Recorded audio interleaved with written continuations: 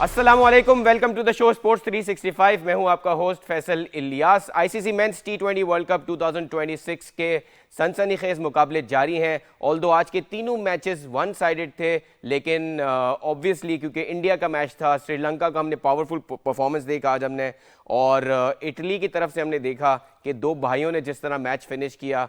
So a lot of the things to be discussed in today's game. और कुछ PSL के हवाले से भी बड़ी खबरें हैं।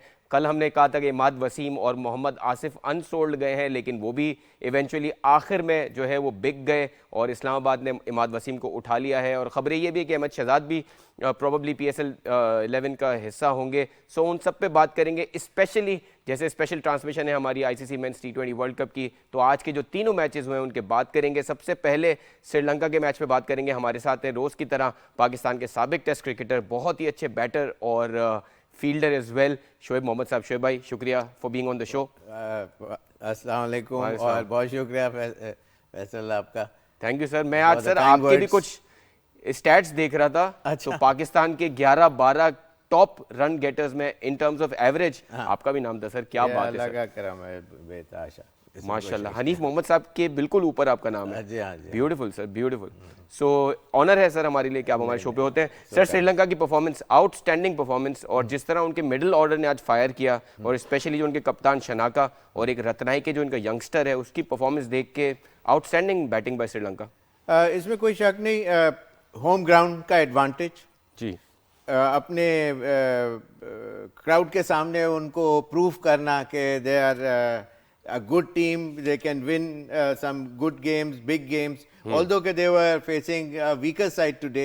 ओमान जो कि इतनी रैंक हाई कहीं दुनिया में इतना ग्रेट शेक्स पैदा नहीं कर सके अभी तक, लेकिन ऑल सेड एंड डन बात यह है कि उनको 225 रन उन्होंने जो किए तो वो कंबाइंड एफर्ट था उनका एक, और this would help them in the later stages of the tournament. क्योंकि विन बहुत बड़ी है, कोई 105 रन से जीते हैं। इसी कि एक दफ़ा आप रन फ्लो में जब आ जाते हैं, जो कॉन्फिडेंस लेवल होता है फैसल, उसमें वो बड़ा अच्छा एक गुड फील फैक्टर आ जाता है। एक बैट्समैन की बात कर रहा हूँ, तो उसमें जो नेक्स्ट मैच आता है तो you are walking in with some reasonable good performance behind your back, तो उससे आपकी टाइमिंग और वो तमाम चीज़ों में देखने में आता है कि, और वैसे भी ये कुशाल मेंडिस जो है वो one of the class act players हैं, मुझे बहुत पसंद है, बहुत कमांडिंग उसकी बैटिंग डिस्प्ले होता है, और स्पेशली अगेंस्ट द स्पिनर्स बहुत अच्छा खेलते हैं, विकेट कीपर भी हैं, फुटवर्क बहुत अच्छा है इनका। 61 किए उन्होंने 45 बॉल्स में, लेकिन उसके बाद पवन रताइकी ने उसको और सुपीरियर परफॉर्मेंस दिखाई, 60 रन किए 28 बॉलों में, एंड लेटर ऑन जो शनाका है इनके कैप्टन भी हैं, उन्होंने 50 रन किए सिर्फ 20 बॉलों के अंदर।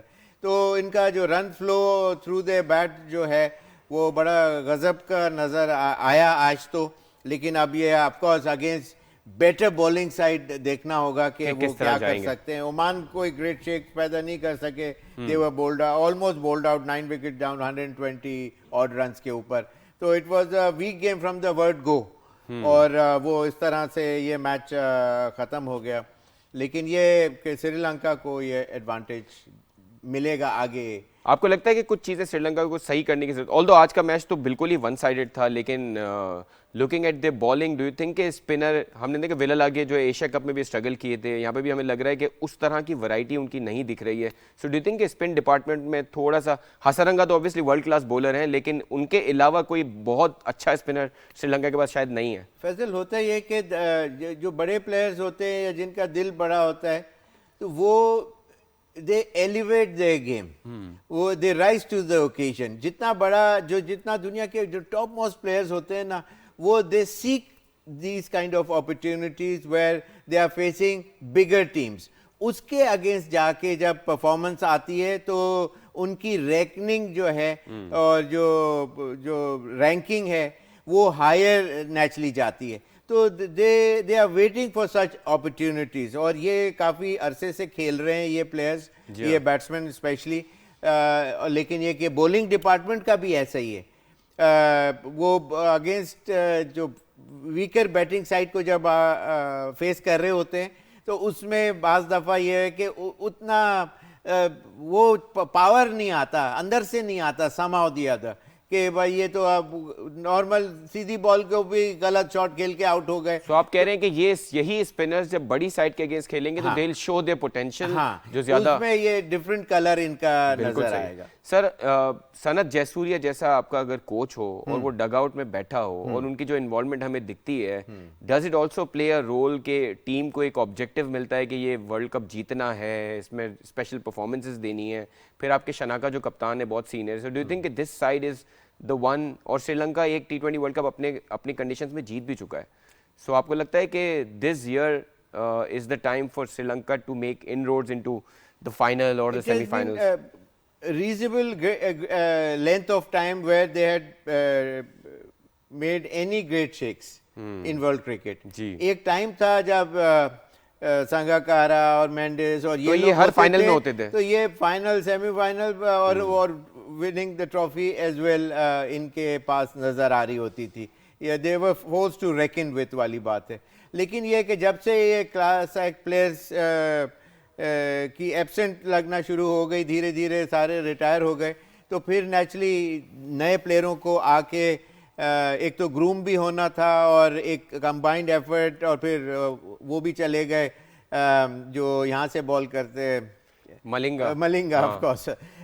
तो वो मेरा मतलब है कि ये ऐसे कॉम्बिनेशन बन गया हुआ था इनका, मलिंगा, जयवर्धने, सारे ये बहुत इतने अच्छा सारे, हाँ। कॉम्बिनेशन था, मेरा मतलब है। और फील्डिंग भी बहुत गजब की होती थी, फील्डिंग अभी भी उनकी रीजनेबल है, उनका इंफ्रास्ट्रक्चर बहुत अच्छा है, सेटअप जो उनके जो नए जो बच्चे आ रहे हैं या खेलने की जो इंडक्ट होते हैं, वो आप देखेंगे बहुत करेक्ट क्रिकेट खेल रहे होते हैं। ऐसा नहीं है they are looking for the ball left right and centre, उनका कुछ पता नहीं चल रहा, ऑफ बैलेंस हो रहे हैं, ऐसा नहीं है। बिल्कुल उनका बॉडी बैलेंस पूरा परफेक्ट टू परफेक्शन नजर आता है। तो उनका इंफ्रास्ट्रक्चर बहुत ज़बरदस्त है। लेकिन जो आपका पॉइंट है कि जयसूर्या जैसे अगर प्लेयर टीम के ड्रेसिंग रूम के अंदर हो तो फिर क्या फील होती है, तो ये बहुत अच्छा साइन होता है, इसलिए कि you want to prove a point in front of a senior player who has made a mark for himself around the world. by himself. Legend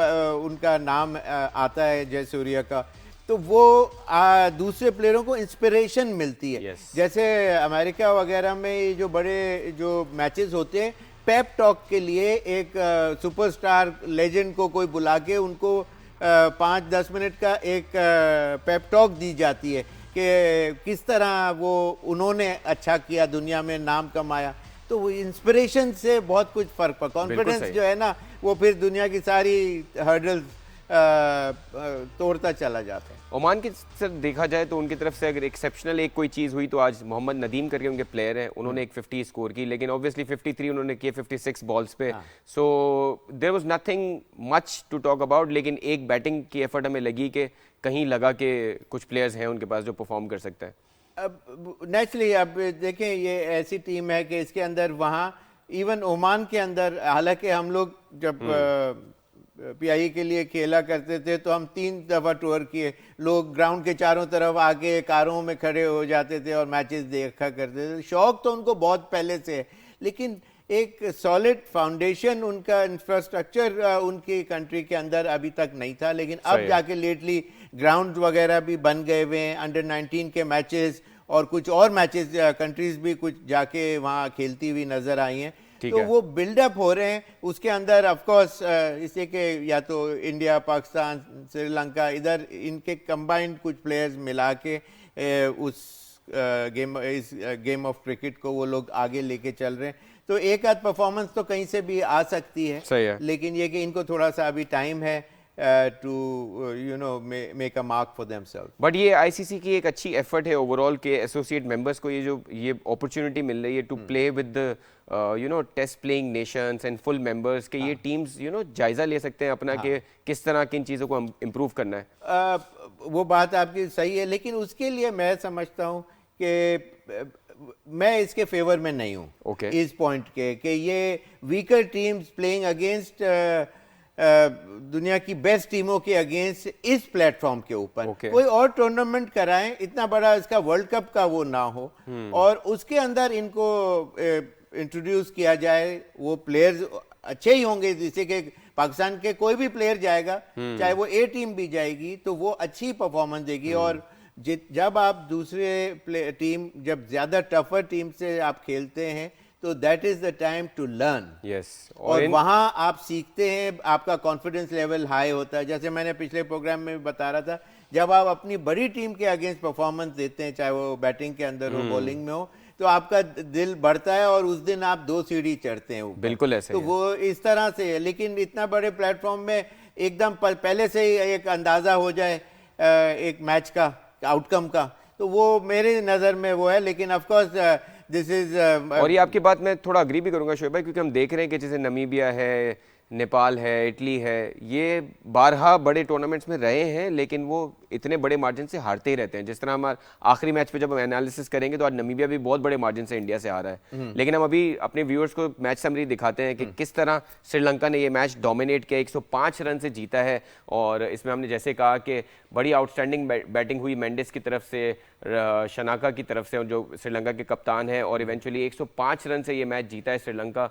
और श्रीलंका के ऑब्वियसली ग्रुप स्टेज में ना सिर्फ ये कि 2 पॉइंट्स आए, लेकिन उनका नेट रन रेट भी बहुत पॉजिटिव होगा। और ओमान की तरफ से बात की जाए तो सिर्फ एक मोहम्मद नदीम की तरफ से एक 50 आई, but overall Sri Lanka is the one who got the benefit out of this game, और उसका ये कॉन्फिडेंस जो है उनको अगले बड़े मैचेस में भी हेल्प करेगा।